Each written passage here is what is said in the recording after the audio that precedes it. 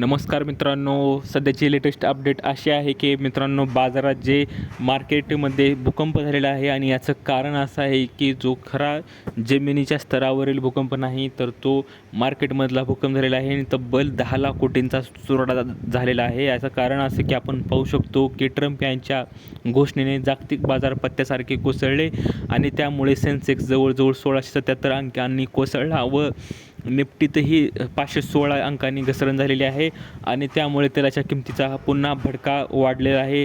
5% कच्चे तेल वाढले आहे, तर गुंतवणूकदारांमध्ये पुन्हा भीतीचे वातावरण आहे आणि त्यामुळे हा सध्या जो मार्केट कॅपमधील हा धोका आहे आणि भूकंप आहे 10 लाख कोटींचा जवळजवळ.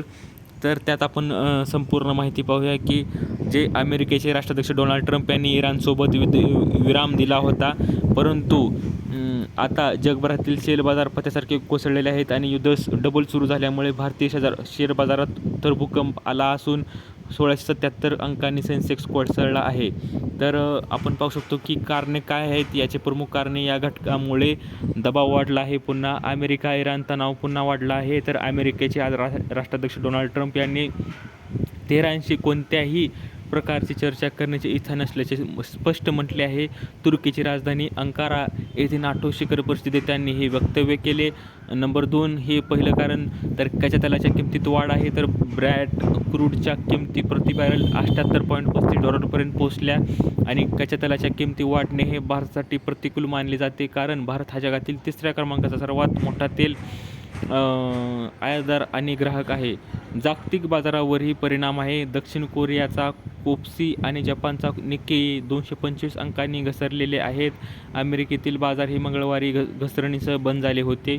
इंडिया विक्समध्ये वाढ आपण पाहू शकतो की बाजारातील अस्थिरतेच्या निर्देशांक मानल्या जाणाऱ्या इंडिया विक्समध्ये जवळपास 30% वाढ होऊन ते जवळपास 15% पोहोचलं आहे आणि रुपयाची सुद्धा घसरण झालेली आहे. तर इराणवरील अमेरिकेच्या हल्ल्यानंतर आणि होर्मुझमधील जहाजांवरील हल्ल्यामुळे कच्च्या तेलाच्या किमती वाढल्या आहेत आणि त्यामुळे डॉलर मजबूत झाला. त्यामुळे रुपयांचे मूल्य 20 पैशांनी घसरून ₹95.16 आलेले आहे.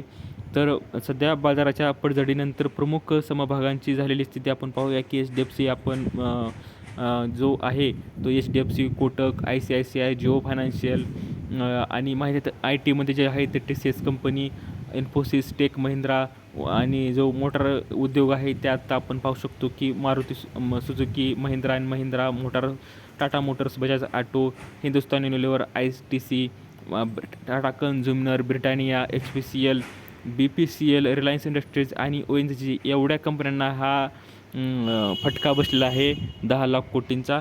तर मित्रांनो, अशी ही अपडेट आहे. दिलेली माहिती समजली असेल तेवढं तुम्हाला आवडली असेल तर लाईक करा व्हिडिओला, चॅनलला सबस्क्राईब करायला विसरू नका आणि भेटूया पुढच्या व्हिडिओमध्ये अशीच एक अपडेट घेऊन. तोपर्यंत धन्यवाद.